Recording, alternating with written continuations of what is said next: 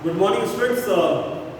Today we will be reading the chapter Nationalism in India, and the chapter begins with a sentence: In India, as in Vietnam, the anti-colonial movement they have to compare. अब जो India में nationalism develop हुआ, nationalism का मतलब extreme form of patriotism, जब हम किसी foreign country से लड़ रहे हैं तो उसे हम नेशनलिज्म कहते हैं। इंडिया एंड वियतनाम दोनों ही कंट्रीज में जो नेशनलिज्म था वो डेवलप हुआ कॉलोनियलिज्म की वजह से। ये जो मॉडर्न नेशनलिज्म की हम बात कर रहे हैं जो 1900 के बाद चालू हुआ।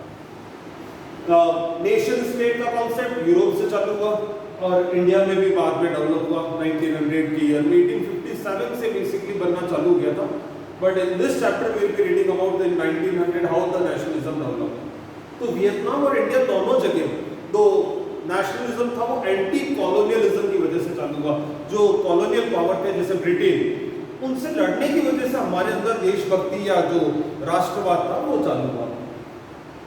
So in India as in Vietnam, the growth of nationalism is connected to the anti-colonial movement. People belonging to different communities या social groups, उन सब के ऊपर जो इम्पैक्ट था वो अलग अलग था। बिजनेसमैन के ऊपर कुछ और इम्पैक्ट था, फार्मर्स के ऊपर इम्पैक्ट अलग था, अर्बन ड्वेलर्स के ऊपर इम्पैक्ट अलग था। तो दिस वाज डिफरेंट। बट ये जो फॉरेन रूल था इसने सबको यूनाइट करके रखा। क्लियर? तो ये जो सेंस ऑफ कलेक्टिव बिलोंगिंग था that was due to colonialism. Clear?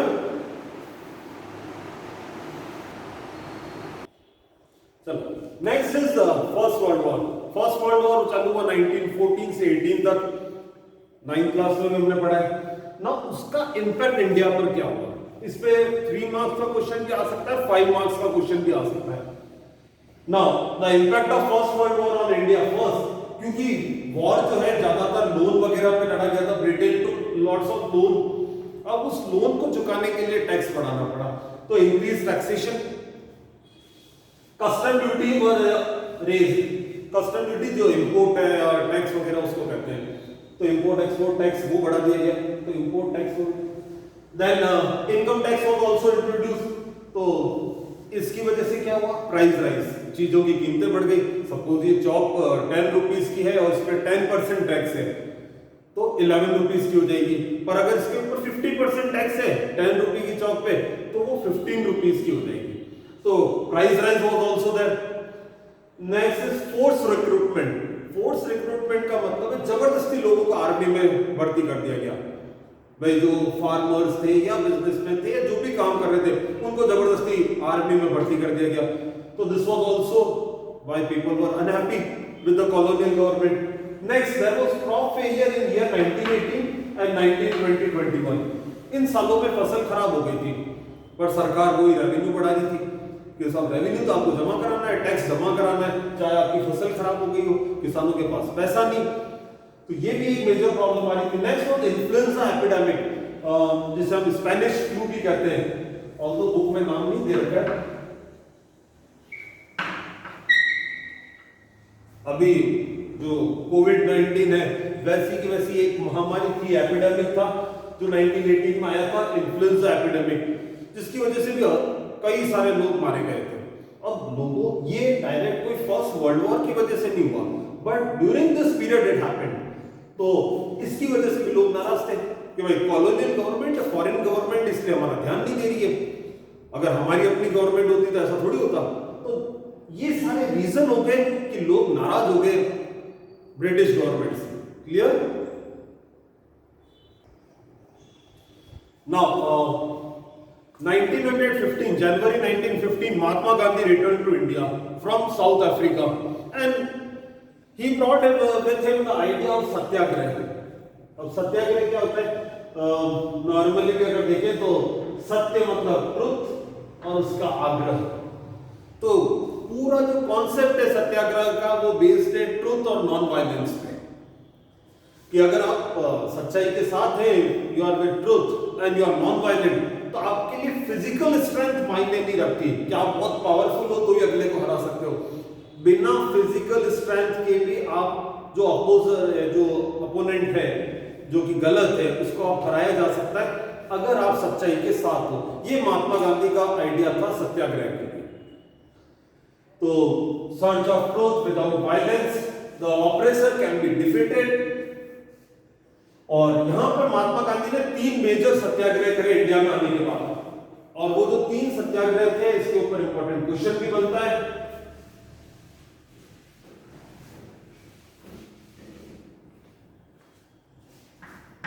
पहला 1917, दूसरा भी 1917 और तीसरा 1918। फर्स्ट सत्याग्रह था चंपारण था बिहार, और ये किसके लिए था? इंडिगो प्लांटर्स के लिए।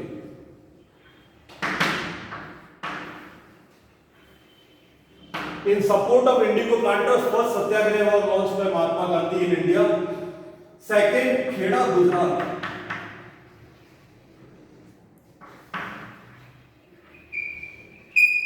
ये वो टाइम था जब क्रॉप फेलियर हो चुकी थी, फसल खराब थी और गवर्नमेंट रेवेन्यू की डिमांड कर रही थी, तो ये पीजेंट्स को सपोर्ट करने के लिए था। और थर्ड सत्याग्रह था अहमदाबाद में। अहमदाबाद भी वही गुजरात में, और यहां पर कॉटन मिल वर्कर्स को सपोर्ट करने के लिए, उनकी वर्किंग कंडीशन वगैरह इंप्रूव करने के लिए सत्याग्रह था। तो these were the 3 major satyagraha launched by Mahatma Gandhi. Important question बनता है इसमें, clear? Next is Rowlatt act. अब जो इतनी सारी प्रॉब्लम्स चल रही थी कि साहब टैक्स बढ़ गया था, क्रॉप फेलियर हो गया था, इन्फ्लुएंजा एपिडेमिक हो गया था, तो इंडियंस को गुस्सा था ब्रिटिश गवर्नमेंट के अगेंस्ट में। तो ब्रिटिश गवर्नमेंट ने कि अगर कहीं ऐसा नहीं हो जाए, कोई बड़ा मूवमेंट चालू हो जाए, तो उन्होंने एक एक्ट बनाया, एक कानून बनाया, that was known as Rowlatt act, and it was hurriedly passed in imperial legislative council. अब ये भी एक इंपॉर्टेंट क्वेश्चन हो सकता है कि where it was passed, imperial legislative council, जिसे हम आज कह सकते हैं पार्लियामेंट।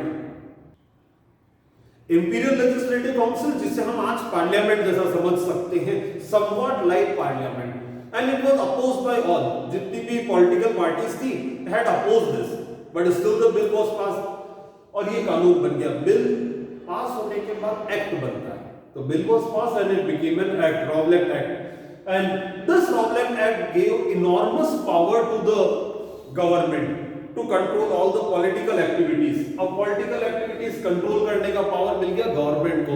अब गवर्नमेंट ने क्या करा कि पुलिस को पावर दे दिया कि आप किसी को भी पकड़ के जेल में डाल दो without any trial in court for 2 years. In 9th class we have read the rights of a detained person. Detained person के राइट में उससे बताया गया था, हमने 9th क्लास में पढ़ा कि 24 hours he has to be produced in front of the nearest magistrate. उसको ये पावर है कि he can ask that for what crime he is being arrested. उसको उसका क्राइम बताना होगा, and he is allowed to consult lawyer court में बात करने के लिए। बट यहां पर ऐसा कुछ नहीं। पुलिस को लगा कि ये गड़बड़ कर सकता है, कुछ गवर्नमेंट के अगेंस्ट आ सकता है, पकड़ के जेल में डाल दिया और 2 साल तक वो जेल में। तो ये वाले जो पावर थे ये रॉबलेट एक्ट में मिल गए पुलिस को। That's why all the political parties have opposed. इसकी वजह से अपोजिशन हुआ। अब अपोजिशन के बाद भी सरकार नहीं बनी। Then started Rowlatt satyagraha. Clear? Next is Rowlatt satyagraha. Rowlatt Satyagraha started on 6th April with the Hartal. The word Hartal is given in NCERT book. That means strike. Rallies were organized. There was strike in the railway workshop. Shops were closed down. Local leaders were arrested, picked from Delhi and Amritsar. Mahatma Gandhi was not allowed to enter Delhi. There was violence on 10th April, और ये जो violence था इसका reason था police ने एक peaceful position जा रहा था, एक जुलूस जा रहा था, उसके ऊपर गोलियां चला दी। तो लोगों ने अटैक करना चालू कर दिया बैंक पर, रेलवे स्टेशंस पर, दूसरी जगहों पर। तो इसकी वजह से वायलेंस होने लगी। वायलेंस बहुत ज्यादा हो गई तो martial law was imposed. Martial law का मतलब होता है जब लॉ ऑर्डर मेंटेन करने की जिम्मेदारी आर्मी को दे दी जाए। When police is unable to maintain the law and order, military is given the command. यहां पर जनरल डायर जो थे उनको कमांड दे दी गई कि आप अब इसको लॉ ऑर्डर को मेंटेन करो। ब्रिटिश गवर्नमेंट ने ऐसा कह दिया। जनरल डायर ने जब कमांड ली तो अब पूरी जगह मिलिट्री। और इसी टाइम पे आ गया बैसाखी का फेस्टिवल। पंजाब में एक पॉपुलर फेस्टिवल होता है बैसाखी का, ऑल ओवर इंडिया मनाया जाता है ऑन 13 अप्रैल। कुछ लोग तो किसी कारण से वहां पे जलियांवाला बाग में इकट्ठे हुए, बाकी लोग बैसाखी की वजह से इकट्ठा हुए। जनरल डायर ने उनको घेर कर और गोलियां चला दी। और 13 अप्रैल जो इन फेमस भारत के इतिहास का जो काला दिन माना जाता है वो जलियांवाला बाग की घटना हुई, जिसमें कई 100 लोग मारे गए। अलग अलग एजेंसीज अलग अलग रिपोर्ट देती है, कुछ बताती है, कुछ हंड्रेड्स में, कुछ बताते हैं मोर देन 1000, कुछ करीब करीब 2000 लोगों की मौत की बात कही जाती है। और जब जनरल डायर से पूछा गया कि आपने ऐसा क्यों किया, तो उनका जवाब था कि it was to produce a moral effect, कि लोगों को डर पैदा करना था, to create fear in the mind of Indians, कि भाई सरकार के अगेंस्ट नहीं जाए, ऐसा जनरल डायर ने कहा। उसके बाद वायलेंस बहुत ज्यादा होने लगी। पुलिस ने भी इंडियंस के ऊपर बहुत ज्यादा अत्याचार करे। Frequent clashes were there between Indians and the government या police. Indians also reacted in violence. कई इंडियंस ने भी थोड़ी बहुत वायलेंस की। गांधी जी ने फाइनली विड्रॉ कर दिया movement. Rowlatt satyagraha was withdrawn. तो अगर क्वेश्चन आता है why Rowlatt satyagraha was withdrawn, तो उसका रीजन होगा Jallianwala Bagh incident took place और उसके बाद वायलेंस होने लगी। There were frequent clashes. British government repressive measures पे आ गई थी। ब्रूटल रिप्रेशन चालू हो गया था इंडियंस का। बहुत ज्यादा अत्याचार हो रहे थे इंडियंस पे। They were forced to rub their nose on the ground. आप नाक रख दो साहब अंग्रेजों के सामने, सलाम करो। ये वाली जो चीजें थी, इसकी वजह से वायलेंस ज्यादा होने लगा। तो गांधी जी ने फाइनली विड्रॉ कर दिया मूवमेंट को। Clear? Now after Rowlatt satyagraha there was an important issue, khilafat issue. First World War was fought between Allied power and Central power. Allied power got victory, Central power was defeated. अब Central power में कौन कौन थे? Germany, Ottoman Turkey, Austria Hungary. 9th class में हमने पढ़ा था एक treaty of Versailles which was signed between Germany and the Allied power. Treaty of Versailles was very harsh and humiliating, जिसकी वजह से सेकेंड वर्ल्ड वॉर हुआ था। अब ट्रीटी ऑफ वर्सलिस के बाद में रूमर्स थे।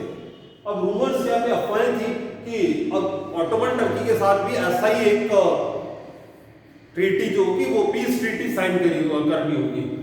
और ऑटोमन टर्की के जो हेड थे, जो रूलर थे, उन्हें खलीफा कहा जाता। अब खलीफा एक राजा के साथ साथ स्पिरिचुअल हेड थे इस्लामिक वर्ल्ड के। तो पूरी दुनिया के जो इस्लाम को मानने वाले लोग थे उनको ये चीज पसंद नहीं आई। उन्होंने एक मूवमेंट चालू करा जिसका नाम था खिलाफत मूवमेंट। खिलाफत क्यों चालू किया? टू सेफगार्ड या to defend the powers of Khalifa. खलीफा को बचाने के लिए ये मूवमेंट चालू हुआ। इंडिया में खिलाफत कमेटी बनी मार्च 1919 में and the leaders were Ali brothers. Ali brothers में कौन? मोहम्मद अली एंड शौकत अली। मोहम्मद अली शौकत अली गांधी जी से मिले कि एक ब्रॉड बेस्ड मूवमेंट चालू करने के लिए, कि एक बड़ा मूवमेंट चालू करें। रॉवलेट सत्याग्रह बहुत सक्सेसफुल था, बट उसकी लिमिटेशन थी। वो लिमिटेशन थी कि ये अर्बन एरियाज में ज्यादा सक्सेसफुल था, रूरल एरियाज में नहीं था। बहुत बड़े लेवल पे नहीं हो पाया। नॉर्थ वेस्टर्न इंडिया में बहुत अच्छा था पर हर जगह नहीं चल पाया। तो यहां पर Gandhi ji thought that it is very good to unite Hindus and Muslims, दोनों को यूनाइट कर दिया जाए। और यूनाइट करने के लिए उन्होंने एक नया तरीका था कि अगर हिंदूज भी सपोर्ट करें मुस्लिम्स को ऑन द इश्यू ऑफ खिलाफत और मुस्लिम्स हिंदू को सपोर्ट करें रॉवलेट के लिए, स्वराज के लिए, तो एक बड़ा मूवमेंट चालू हो जाएगा। तो उनका एक कॉन्सेप्ट था नॉन कॉपरेशन का। नॉन कॉपरेशन वर्ड उन्होंने फर्स्ट टाइम लिया था हिंद स्वराज बुक में। ये भी 1 मार्क क्वेश्चन आया हुआ है, हिंद स्वराज। हिंद स्वराज बुक थी 1909 में लिखी गई और उसमें गांधी जी ने कहा था कि the British rule in India is due to the cooperation of Indians. के साथ इंडियंस कॉपरेट कर रहे हैं ब्रिटिशर के साथ, इसलिए तो वो लोग ये चला रहे हैं, रूल कर पा रहे हैं। कि अगर इंडियंस कॉपरेट नहीं करेंगे तो ब्रिटिश रूल खत्म हो जाएगा। तो ये जो कॉन्सेप्ट था नॉन कॉपरेशन, गांधी जी ने वहां से लिया था। Hind Swaraj book 1909, 1 mark question में इंपॉर्टेंट बनता है। Clear? Now towards non cooperation movement.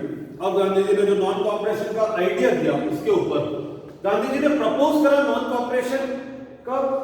Calcutta session सितंबर 1920। गांधी जी ने कहा साहब हम इस तरह से एक बड़ा मूवमेंट चालू करेंगे। कांग्रेस की मीटिंग थी, सभी बड़े नेता थे, बड़े नेताओं ने करने, अभी तो चुनाव होने वाले, नवंबर के महीने में काउंसिल इलेक्शन होने थे, तो ज्यादातर जो सीनियर लीडर्स थे कांग्रेस के उन्होंने इस चीज को सपोर्ट नहीं करा और non cooperation was not adopted in Calcutta session. ये इंपॉर्टेंट चीज है, 1 मार्क क्वेश्चन में आता है। Proposal of non cooperation Calcutta session and finally it was adopted in Nagpur session. तब तक इलेक्शन वगैरह हो चुके थे। दिसंबर 1920 नॉन कॉपरेशन वाज अडॉप्टेड। तो ये दोनों में डिफरेंस है। प्रपोज किया गांधी जी ने कैलकाटा सेशन सितंबर 1920 और it was adopted in Nagpur session दिसंबर 1920। मैप में भी ये क्वेश्चन आता है। Clear?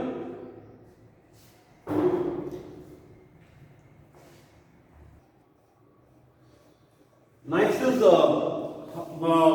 how non-cooperation will become a movement.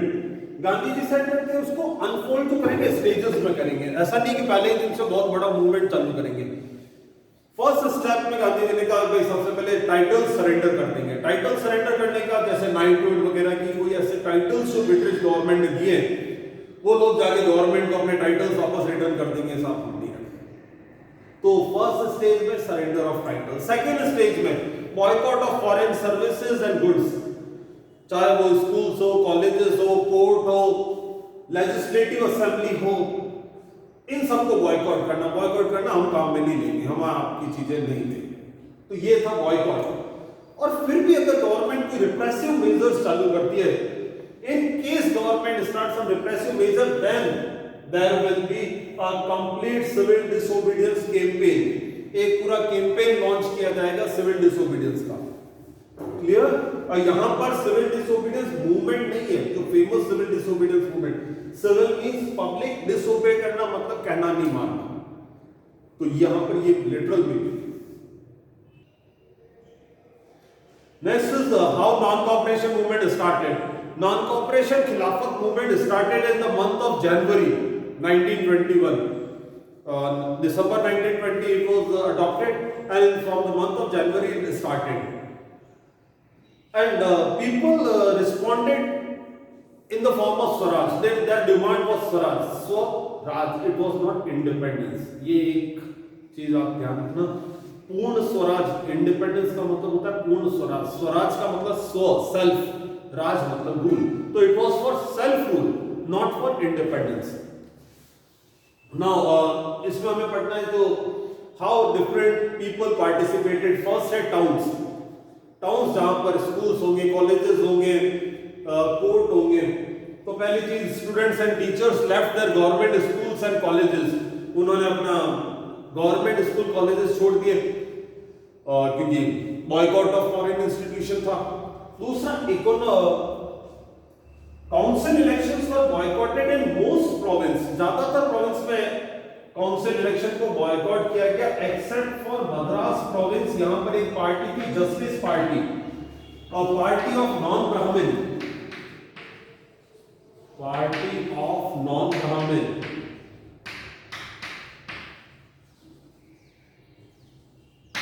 उन्होंने मना कर दिया था। अदरवाइज ज्यादातर प्रोविंसेस में काउंसिल इलेक्शन को बॉयकॉट कर दिया गया।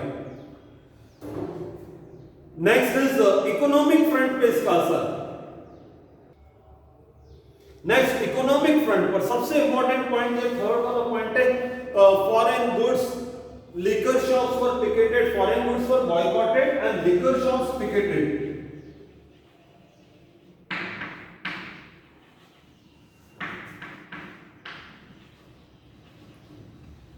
पिकेटेड वर्ड का मतलब होता है नॉट अलाउइंग टू वर्क।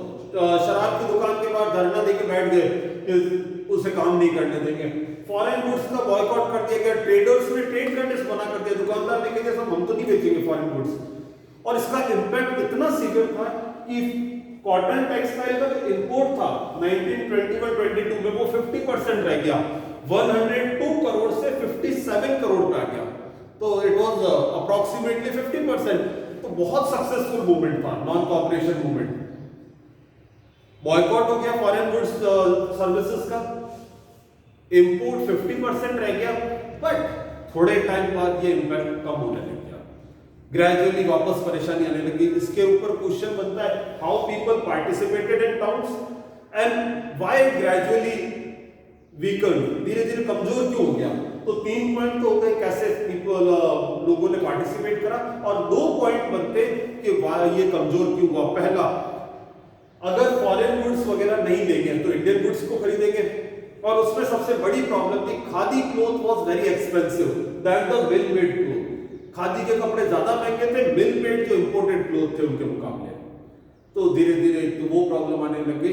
पहला नेगेटिव पॉइंट या limitation of non cooperation movement की अगर बात करें, लिमिटेशन, तो khadi cloth was more expensive. और सेकंड, अगर गवर्नमेंट स्कूल कॉलेजेस छोड़ देंगे तो प्राइवेट स्कूल कॉलेजेस थे नहीं, इंसान कहीं ना कहीं तो पढ़ाई करेगा। तो गवर्नमेंट स्कूल छोड़ दी, प्राइवेट स्कूल उस समय थे नहीं, नेशनलिस्ट के स्कूल नहीं थे। तो धीरे धीरे टीचर्स भी वापस जॉब में जाने लगे और स्टूडेंट्स ने भी वापस स्कूल कॉलेजेस ज्वाइन कर दिए। तो ये जो छोड़ा था पढ़ाई बीच में छोड़ी थी वो धीरे धीरे वापस कर सकते। तीसरा, इसमें एक और पॉइंट भी आप ऐड कर सकते हो पार्टिसिपेशन में कि lawyers left their legal practice. तो लॉयर्स जो वकील वगैरह थे, एडवोकेट्स थे, उन्होंने कह दिया साहब हम कोर्ट में नहीं जाएंगे। पर कितने दिन, 2 दिन, 5 दिन, 10 दिन, 1 महीना, बट अल्टीमेटली तो जॉब करनी है। तो they also started joining back their courts etcetera. तो ये लिमिटेशन थी। Clear? Next is in the countryside, यानी रूरल एरियाज में लोगों ने कैसे पार्टिसिपेट किया नॉन कोऑपरेशन मूवमेंट में। First story of Awadh. Awadh जहां पर लीडर थे बाबा रामचंद्र। बाबा रामचंद्र जो एक सन्यासी थे, पहले वो एक इंडेंचर्ड लेबर के तौर पर, एक कॉन्ट्रैक्ट पे लेबर के तौर पर, यूं कह सकते हैं कॉन्ट्रैक्ट बेसिस स्लेव टाइप चीज होती है इंडेंचर्ड लेबर। तो उस पर वो फिजी आइलैंड गए, वहां पर उनसे काम कराया गया। बहुत कम लोग हैं जो लौट के आए एज अ इंडेंचर्ड लेबर, जो भी इंडिया से गए उनमें से बहुत कम लोग थे जो वापस लौट के आए। पर उन कुछ लोगों में से एक थे बाबा रामचंद्र। जब वो वहां से आए फिजी से, तो उत्तर प्रदेश के अवध वाले एरिया में रहने लग गए।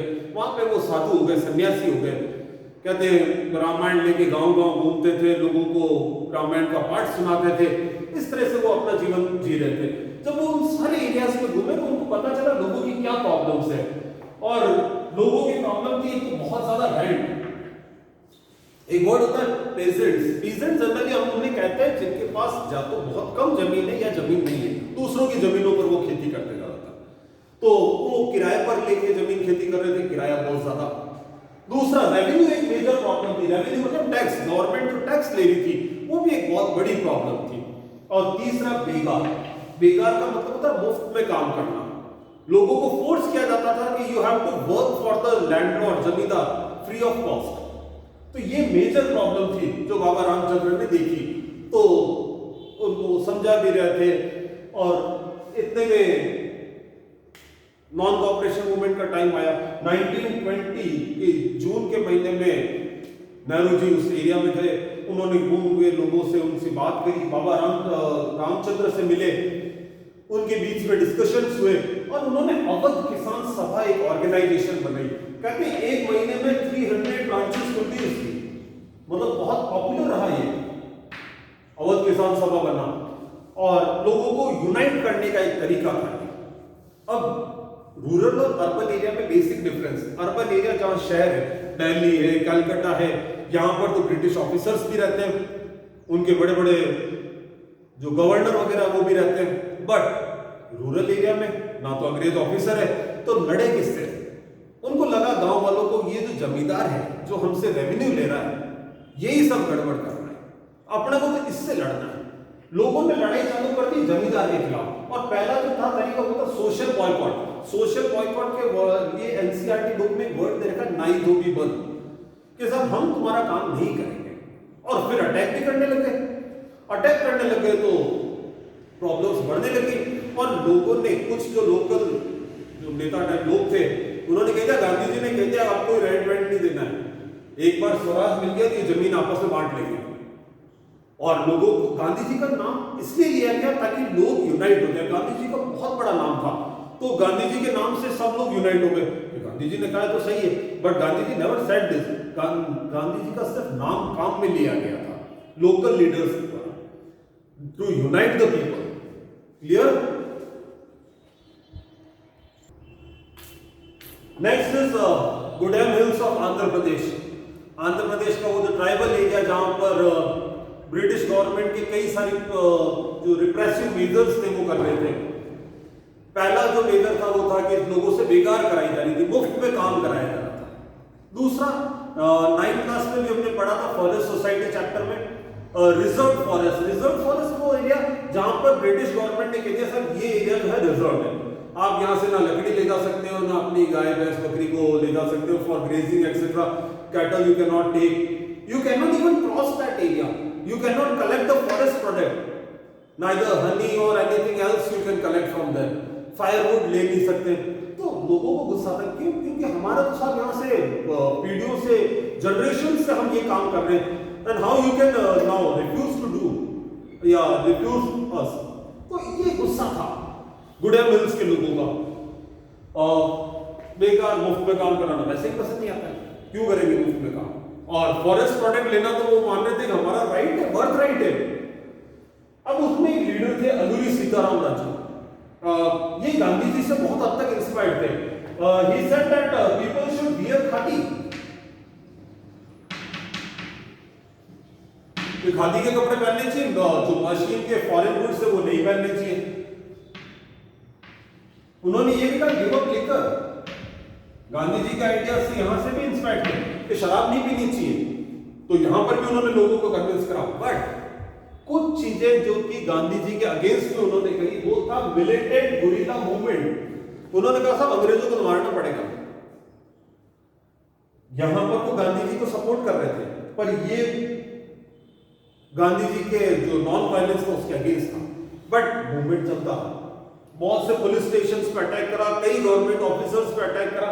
और यहां पर एक चीज है कि अलूरी सीताराम राजू इवन क्लेम कि he can make correct astrological predictions, कि सब वो सही टाइम बता सकते हैं कि हमें कब अटैक करना है कि हम जीतेंगे। तो करेक्ट एस्ट्रोलॉजिकल प्रेडिक्शन, जो अपन नॉर्मल भाषा कहते हैं मुहूर्त, कि सब मैं बताऊंगा उस पर अटैक करेंगे हम ही जीतेंगे। He even claim that he can even survive bullet shot, कि सब अगर बंदूक की गोली भी लग गई तो मेरे कुछ नहीं हो सकता है।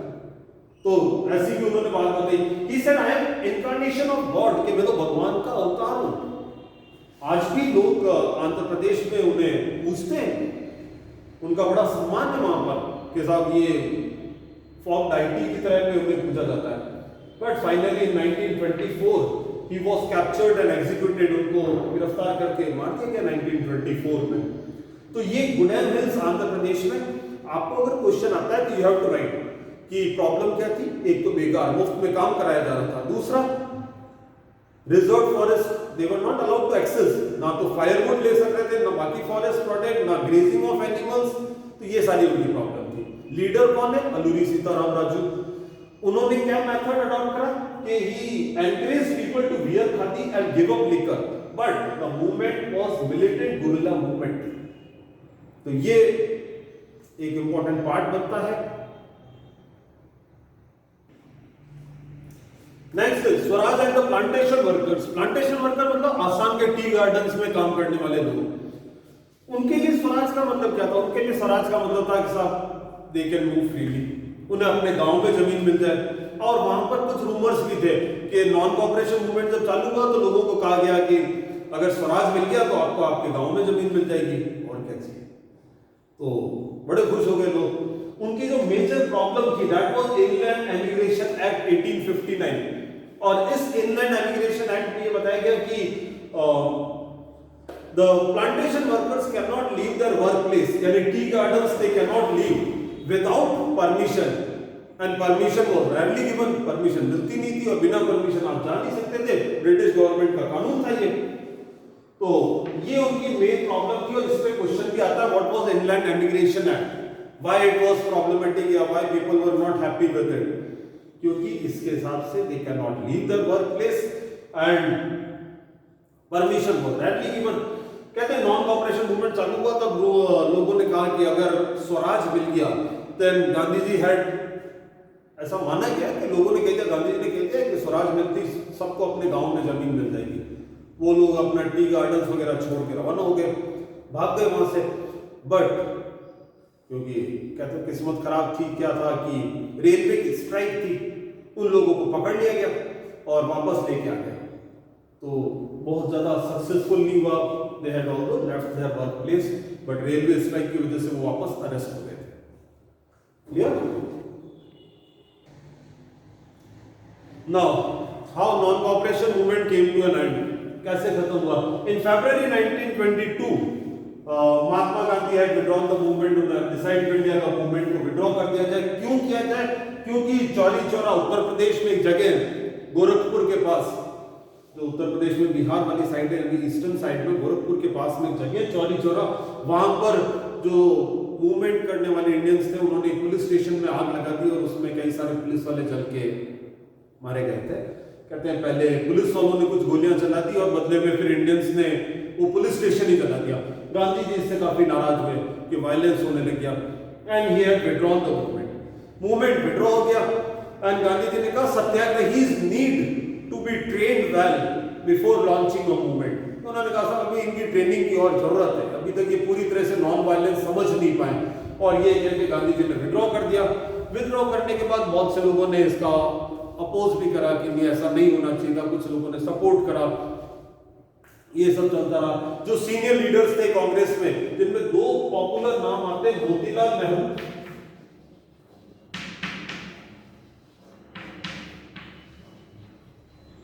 फादर ऑफ पंडित जवाहरलाल नेहरू, और दूसरे इन्होंने तो मिलकर एक अलग पार्टी बना ली विद इन कांग्रेस जिसका नाम था Swaraj party. They had formed one party within Congress because they wanted to return to that council politics. वो चाहते थे इलेक्शन हो, इलेक्शन में हम विरोध करेंगे सरकार ने जो भी गलत कर दी है, तो उस टाइप का वो काम चाहते थे। तो they had formed a new party within Congress, that is Swaraj Party. Clear?